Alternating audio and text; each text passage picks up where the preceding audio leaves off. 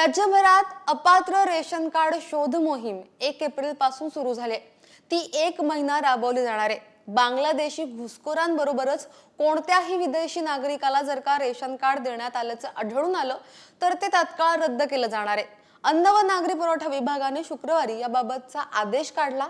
अंत्योदय, केशरी आणि शुभ्र अशा सर्वच कार्डांची तपासणी आता त्यामुळे केली जाणार आहे. जी कार्ड अपात्र ठरतील त्यांना लगेच रद्द केलं जाणार आहे. दरवर्षी इथून पुढे आता अशी मोहीम राबवली जाईल असं सांगितलं गेलंय. रेशन दुकानदारांना त्यांच्याकडच्या कार्डाची तपासणी करण्यासाठी फॉर्म दिले जाणार आहेत. ते फॉर्म भरून घेतल्यानंतर कोण अपात्र आहेत हे स्पष्ट होईल. वास्तव्याचा पुरावा सोबत द्यावा लागेल. हा पुरावा 1 वर्षापेक्षा जुना नसावा ही मुख्य अट असेल.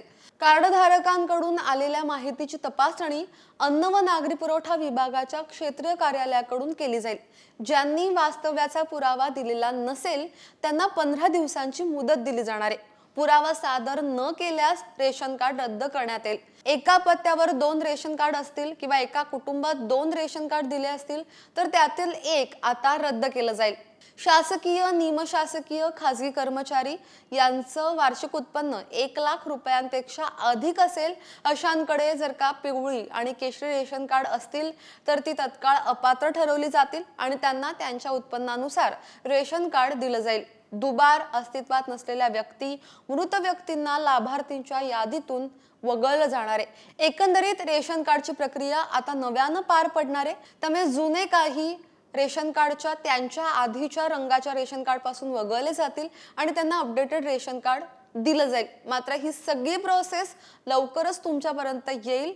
तेव्हा जर का काही शंका असतील तर तुम्ही त्या संबंधित अधिकाऱ्यांपर्यंत पोहोचवून त्या विचारू शकता. आमच्यापर्यंत माहिती आली तर आम्ही तुमच्यापर्यंत व्हिडिओच्या माध्यमातून अवश्य पोहोचवू. या साऱ्यावरती तुमचं म्हणणं काय खाली कमेंट बॉक्समध्ये तुमच्या प्रतिक्रिया अवश्य नोंदवा. आतापर्यंत लोकमत सबस्क्राईब केलं नसेल, फॉलो केलं नसेल तर लगेच सबस्क्राईब करा, फॉलो करा आणि पाहत रहा लोकमत. धन्यवाद.